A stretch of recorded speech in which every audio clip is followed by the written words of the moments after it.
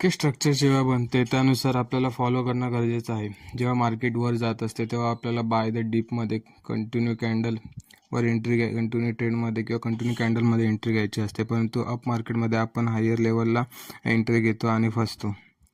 एकमलेशन या लेवलमध्ये अजिबात डोकं लावायचं नाही. साईडवेज मार्केटमध्ये कन्फ्युजन एरिया खूप असतो. सो त्यामध्ये चुकून पण लोक लावू नये. ब्रेकआउट नंतरच त्याच्यामध्ये एंट्री करावी. साईडवेज मार्केट 1-2 कॅन्डल एकाच रेंजमध्ये बनत असतील तर ते साईडवेज मार्केट आहे. तेव्हा त्यापासून जेवढं जमेल तेवढं लवकर लांब पडावे.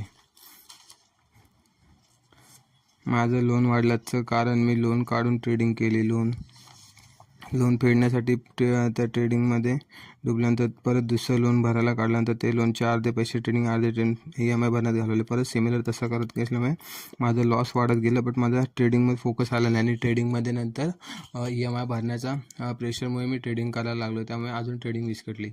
कारण की ट्रेडिंगमध्ये लालच किंवा भीती किंवा मला एवढेच पैसे पाहिजेत की मला एवढे मी गमवू नाही शकत, हे सगळं साईडला ठेवून ट्रेडिंग केली जाते. कॅन्डलस्टिक अँड चार्ट पॅटर्न बघून मन स्थिर राहतं, परंतु प्राईस बघून मन कंट्रोल हरवतं. ओके, जेव्हा पण आपण चार्ट बघत असतो तेव्हा नॉर्मली चार्टची जी प्राईस असते ती प्राईस जेव्हा 50 पॉईंटवरनं परत 10-15 पॉईंटवर येते तेव्हा त्याने आपल्या लक्ष जर प्राईजवर असेल 50 पॉईंट ते 10 पॉईंटवर तर आपलं मन हलतं. पण त्याच जागेत आपण कॅन्डलस्टिक बदली का ह्या कॅन्डलस्टिकच्या खाली मला एक्झिट मारायची आहे आणि ह्या कॅन्डलस्टिकला माझा टार्गेट आहे, तर त्या कॅन्डलस्टिक बनेपर्यंत आपण स्थिर राहू शकतो. पण प्राईसकडे बघितलं तर आपलं मन मोहित होतं. कारण की जसं 2000 रुपये आलेलं प्रॉफिट लगेच 100 रुपयावर येतं तेव्हा आपल्याला जाणवतं की आपल्या काहीतरी चुकीचं आणि आपण चुकीची ट्रेड करायला लागतो किंवा एक्झिट घ्यायला लागतो आणि यामध्ये आपण फसतो.